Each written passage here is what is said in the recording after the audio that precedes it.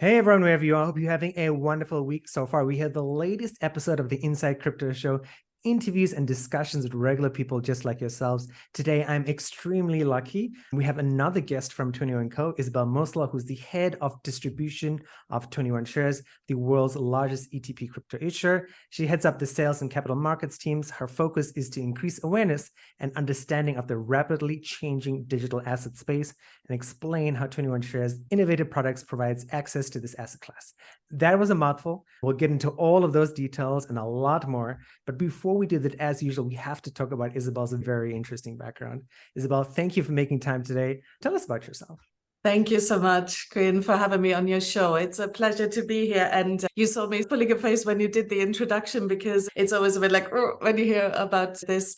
So yeah, my background many years ago, so it's very much, or the majority is in traditional finance.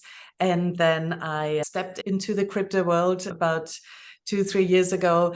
But I started, my very first job actually was as a fixed income sales analyst. So, repos and commercial paper and all of this is where I started. Then spent quite a long time in the ETF world, as ETFs were just getting started and we really had to explain what is an exchange traded fund. And then before joining 21Shares, I spent some time also not on the issuer side, but on the exchange side. And I was working for Euronext for a number of years. Very cool. Yeah, I did see that. And what's the journey been like to move from traditional finance into crypto? Was it easy? What was that thing that said, hey, I have to consider this crypto thing? It was the sort of newness, the innovation, there's something happening here and I do want to be part of it. And I remember the first conversation I had with Lucy and Honey and Ophelia, where I was fully transparent. I'm like, I'm super interested, a few of my own kind of investments, but I can't say I know enough about crypto. But yes, it's been really a fantastic journey. And it's also interesting how even within our company, I'm sure you feel the same, how we have a great combination of many people with different backgrounds and everybody brings their piece to our daily work, our daily lives, because there's so much new stuff happening, but also based on some existing structures. And it's a great combination to bring those together.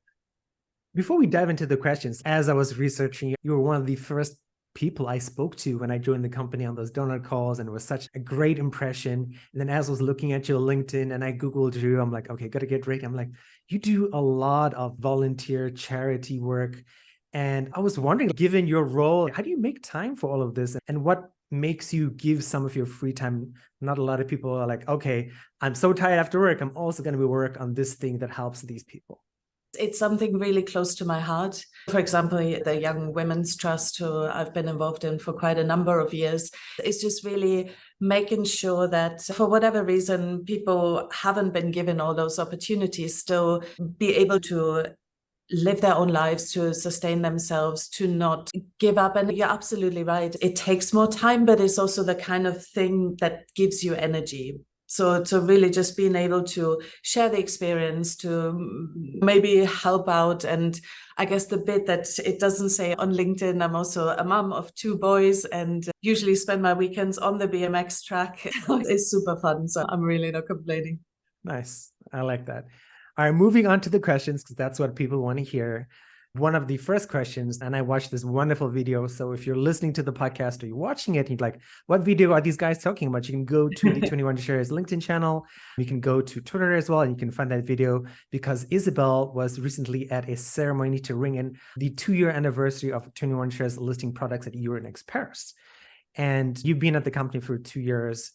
And as a broad question, what's the journey been like since you first started at 21Shares to where you are now? The bell ringing in Paris was so special because, as you say, it was the 2-year anniversary of the products. It was the first listing on the Euronext exchanges. But it was a very special moment professionally, but then it also was a very special moment personally, because it's been 2 years since I left Euronext. So being back at my old place of work, surrounded by wonderful colleagues, old and new, and to really celebrate this moment of this is very special. And I know from my previous role at Euronext also the skepticism and the sort of many questions that were asked, what is this and should we do it and what's going on, what are the developments? And then to feel the support also from our partners, that goes for all of the exchanges, for people we work with in the ecosystem, and a real drive behind it where you can really see 2 years in crypto is a very long time. We've come a very long way. I almost feel like it's dog years. I don't know. We probably have to get a better expression where 1 human year is so many crypto years. And even with the company, you're absolutely right. We spoke very early on. I think I was employee number 50 at the time, still in the midst of COVID and travel restrictions and having to test every time you step on a plane. And back then we were a small team in a completely different office in Zurich. Now we have this fantastic building. We have been officially recognized as one of the crypto unicorns in Switzerland. And yeah, so from that perspective, a huge amount has happened. And also, if you look at the markets, what has happened? So 2021, everything was going fine. Bitcoin at 60K, a big hype around NFTs and everything. And we had inflows that year over $1 billion in net new assets, new money coming in, everybody being really excited about this space. And then, of course, 2022, it could not have been more different. Bankruptcies, fraudulent activity, everything just seemed to unravel. And with Terra Luna and you name it, there's this whole list of just things that went against the industry. And in those tough environments, I guess is also where you show your capabilities.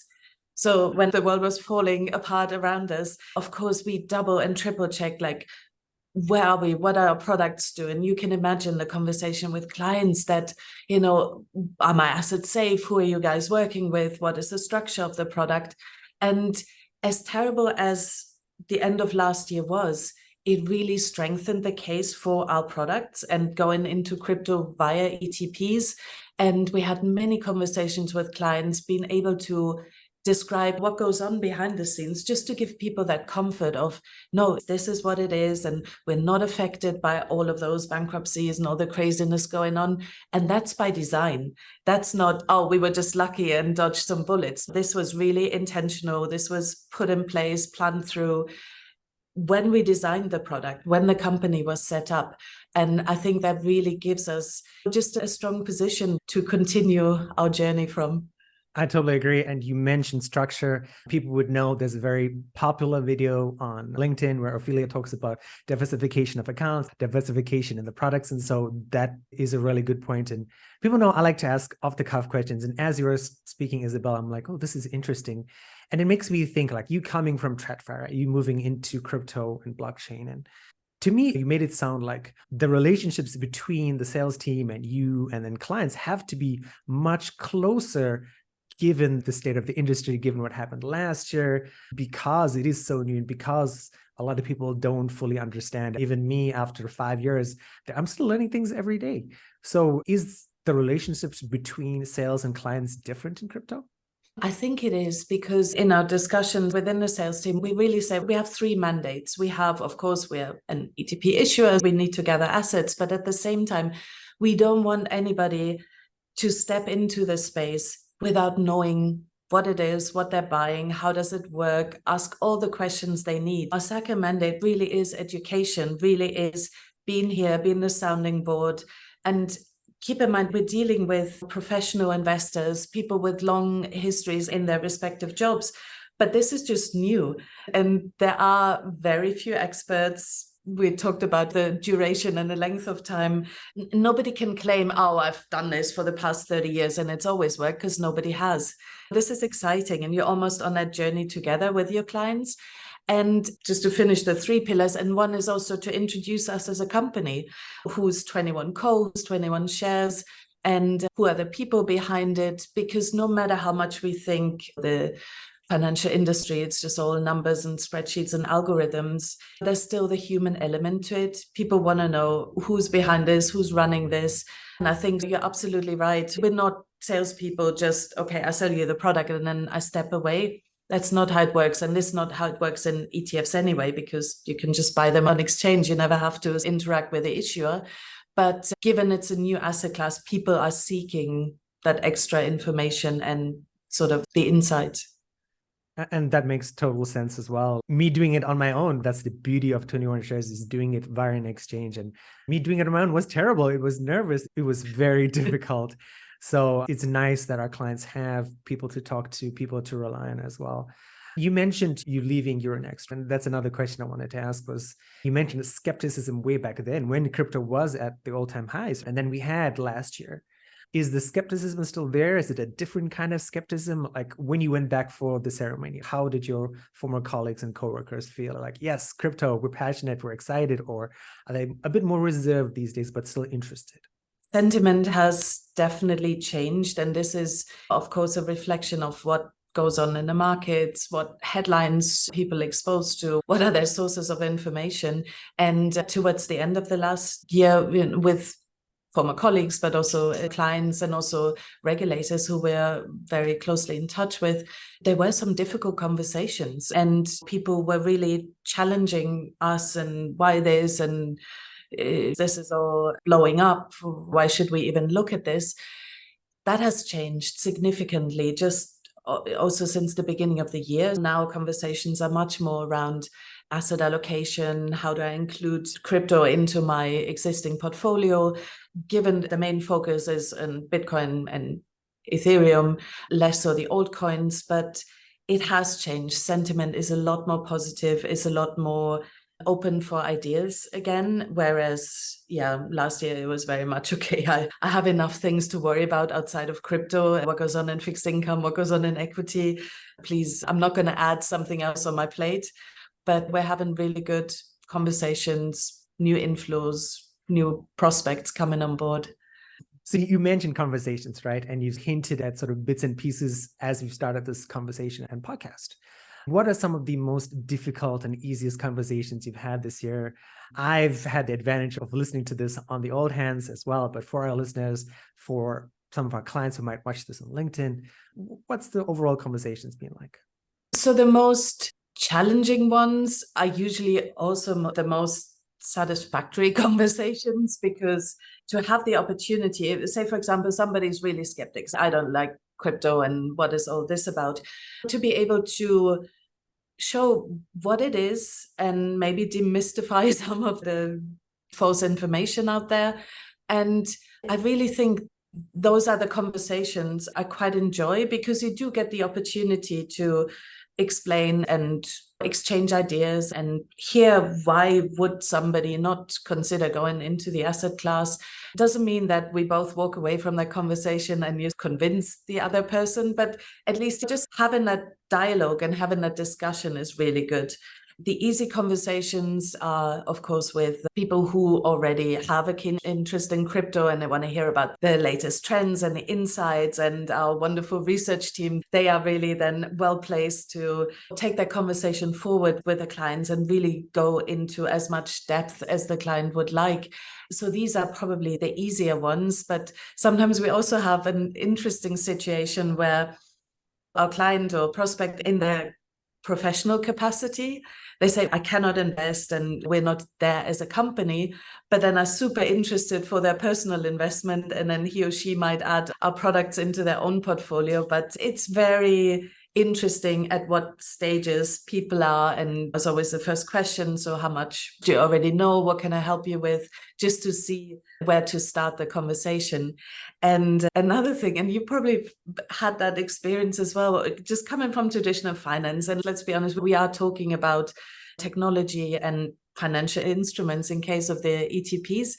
Sometimes you get such an emotional reaction, which is, wow, where did that come from? To really, or even say we're at an event and you introduce yourselves and people are like, oh yeah, 21, I heard of you, you are the crypto guys. And then just, I don't know, either on the one hand, thinking, almost having this sort of religious like belief of, oh yeah, crypto is going to save all our problems. Or on the other hand, you guys are all a fraud and it should be banned and should be prohibited. And I always think, wow, selling bonds or selling other ETPs, I've never had that reaction, but I think it's quite a crypto specific thing. Definitely. Which is, again, is great. It just shows that people are thinking about it or processing what the innovation is. I find that quite fascinating. Yeah, I was sharing this as well with Maggie the other day. I was like, one of the most popular searched for terms on YouTube is, what is Bitcoin? Even in 2023, people still, okay, I know what is Bitcoin, but what is really Bitcoins? These conversations are still going to happen, I think. But moving on, Isabell, you talk to a lot of people. And one of the things why I suggested, I'm like, Maggie, we have to get Isabell on the podcast because you always deliver this sort of clarity. And I'm like, okay, this is really interesting. I never heard this perspective before. And what I wanted to ask you as well is, you talk to a lot of people, you talk to the sales team, you talk to people in Zurich and people in London as well. And what are some of the craziest things you've heard about crypto, or the myths that people are like, okay, this has got to be true. This is what crypto is. I'm very sure. But you're like, no, this is not true. I'm sorry. The biggest one, or the most common one, is crypto is just used for criminal activity, even though that's fading away slowly.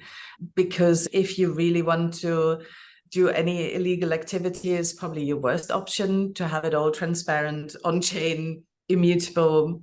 There's many other ways I'm sure you can do something like that.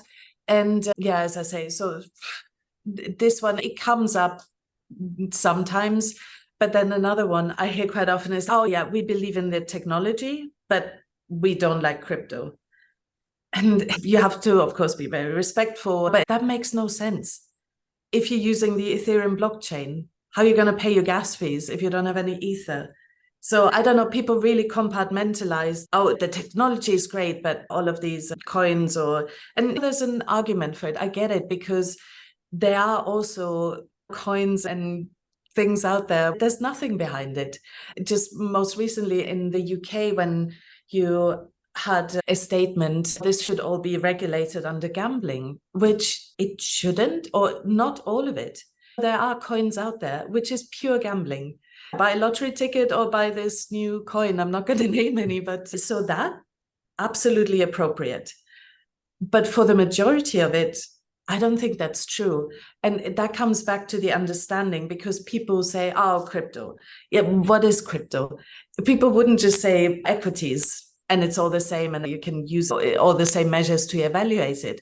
Well, if you're looking at automotive companies and you're looking at, I don't know, other manufacturing or the financial industry, you don't have the same parameters. They're not the same thing. And I think this is where we need to get to, where people know how to distinguish what are we talking about, and not just the crypto and this is all a scam and dismiss it. But, and again, here the research team with the global crypto classification standard, there are really attempts to explain and to say, this is what it is, this is what it isn't, these are the differences, these are the similarities. I think we need more of that, to be honest. No, I totally agree. Moving on, you spoke about some of these myths, and I remember I've had conversations this year with Carl and Lisa and Marina, and I remember the sort of like underlying theme of all these conversations, Corinne, we need more education, we need more this. I'm like, okay, that's cool. My next question has to be, right, and I think a lot of people, passionate crypto people like me, are like, okay, we want to get more people on board. Ellie's talked about this as well, researchers have talked about this. Like, from your perspective, what do we need to do as a crypto ETP company or as a crypto company, not just us, but everyone else in the space, to get more people interested and get them using crypto and be on board?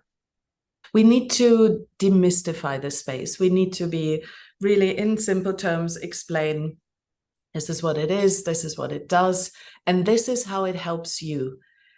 This is a big thing at the moment because we're so early and some of the user experience is quite clunky. It's not exactly easy. You have to be techie, or it's not established at all because it's such a nascent industry. But I think as that evolves, as the whole industry, really try to make it easier, show those use cases, and we will get there. It's really a case of people need to see how it's relevant to them, how it makes their life easier, or I don't know, just in their sort of daily interactions, how it can be applied.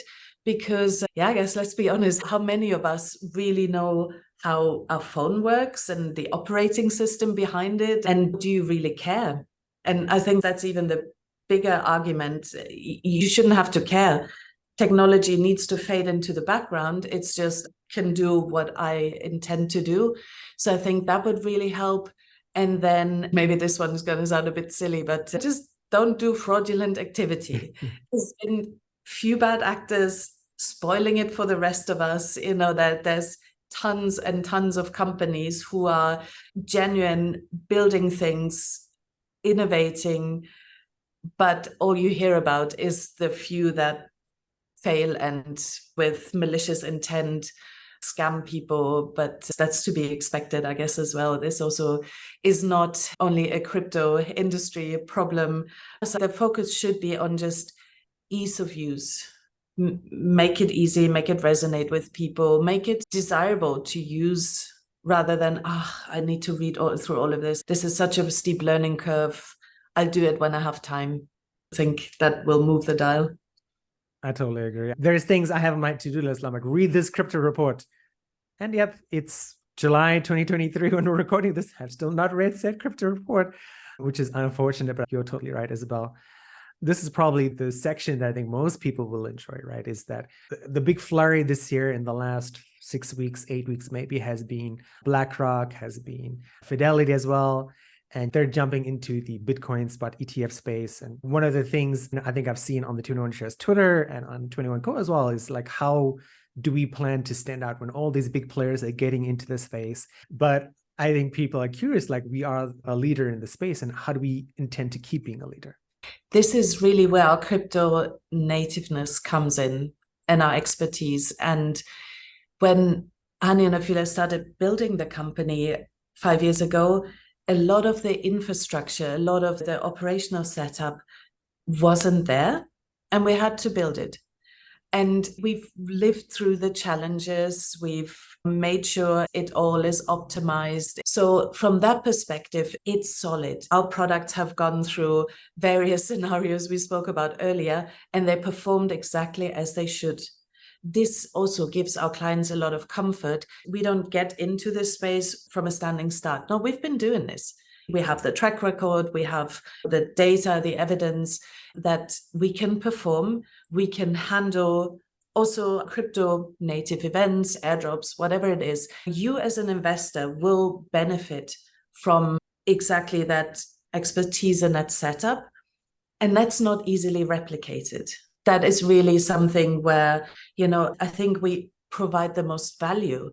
We don't have the name recognition as some of the other bigger players coming into the space. But when you think about it, if you want, say, your portfolio manager, you want a very specific example or a very specific exposure, Southeast Asian growth equities or something like that. You find that specialist who does that. You find that person who has people on the ground, who goes to visit the factories, who goes and speaks to the people behind. And this is who we are. So we are your people on the ground in the crypto space. We talk to the foundations, we talk to people building new things. We are part of the community. And that is special to our clients. And if you want broad equity exposure, we cannot help you. If you want to talk about thematics, that's not what we do. But if you want to look into crypto and how to incorporate that into your existing investments, that's when we can help. And I really believe that the sort of specialist nature makes us stand out. And this is also where we don't deviate, because we know in the other areas, commodities, no, sorry, we can't add any value. This is not the space we know. Totally true. Isabell, off script again, I was thinking about this as well, as you get to talk to our salespeople. So looking at Europe as a whole, where is the interest in crypto from? Is it a particular area? Is it in Europe in general is interested? How do you feel about the crypto industry in Europe, perhaps? The interest is growing, and you can really see a generational difference in the knowledge, the interest, the adoption. And I give you a real life example. My sons, one is 10. I went into school and gave a talk about what do you do at work. And I asked the class, and these are 10-year-olds, how many of you know crypto? Can you name any coins? They knew lots. Oh, cool. If I would have asked the same question, what do you know about fixed income? They probably would have been like, what are you talking about? For them, it's not weird sometimes in conversations when people say, but why do we need all these coins and what do they actually do? And why is there so many tokens and stuff? For the kids, they get it. They're like, if I play Fortnite, I need one currency. If I play Roblox, I need something else. So to them, it's not a weird thing. Yeah, of course. Why is that strange? So I really think there's a lot of growing demand, also how people would like to invest, the ease of use. Very few of the younger generation is like have financial advisors, or when was the last time you went to a bank branch? Never. And so I think there's a real shift, and we see the beginning of it. People are interested. People are wanting to know more. Again, wanting the ease of access. The regulation plays a big part for sure, just making it easier to offer different solutions.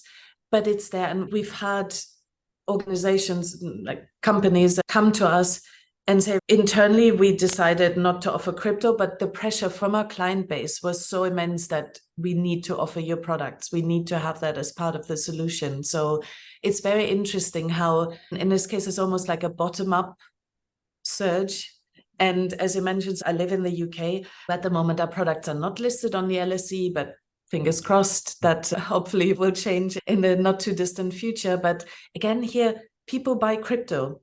And the FCA released a statement and just had some numbers there where it was very evident you cannot buy crypto on the regulated exchange right now, but people buy crypto. So I really don't think we will see less demand rather than more. And because you mentioned big traditional players earlier, everybody's looking at it. Everybody has to have a strategy, whatever that may take. It might be exchange-traded funds, tokenization. There's so much talk, there's so much interest. Everybody's trying to figure out how do they position themselves? How can they meet that demand?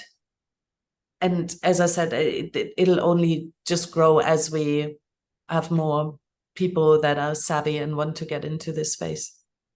Yes, I'm keeping my fingers crossed for that as well. And you mentioned as well, like I read something, I think this morning, where the IMF released a report at the end of June, and they're like, yes, we tried to tell you not to invest in Bitcoin before and we prohibited it, but actually we realized that's not working. So here are some guidelines. And I think echoing what you just said before is people might restrict it right now, but that's not going to be the way in the future. Isabell, before we end off today's show, you've said so much. It's been one of my favorite conversations we've had so far this year.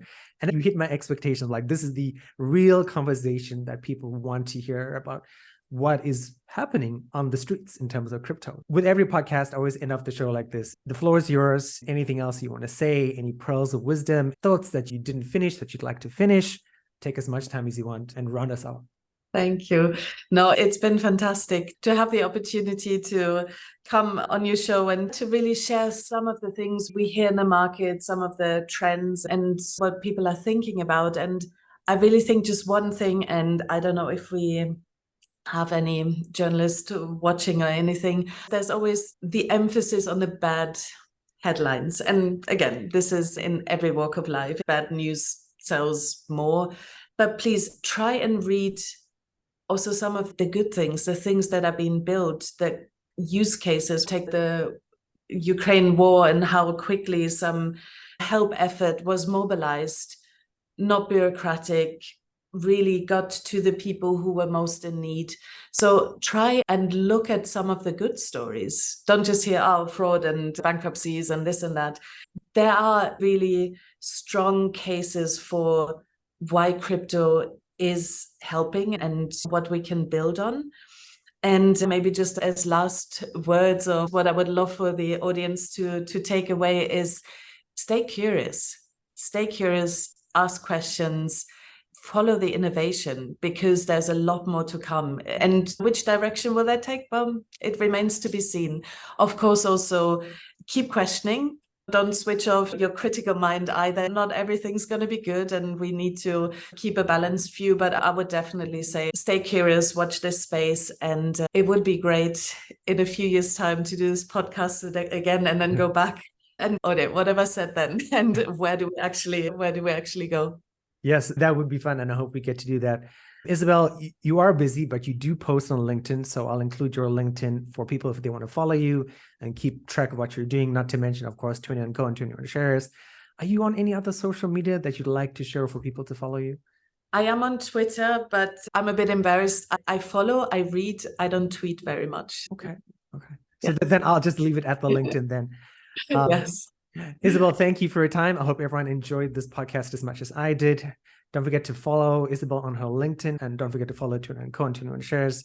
Let me know if you have any questions for Isabell, right? Because she does have a wealth of knowledge and real knowledge that I know a lot of you are interested in. You can pass them on to me. You can DM me. You can DM 21 Shares at 21 Co. I'll happy to pass them on. And when Isabell has time, I'm sure she'll try to produce some answers for you guys if you're interested. And then hopefully, as Isabell said, hopefully sooner than a few years later, we can get Isabell on and do another podcast and catch up and see where things are in the industry. Fantastic. Looking forward to it. Thank you so much. Thank you too.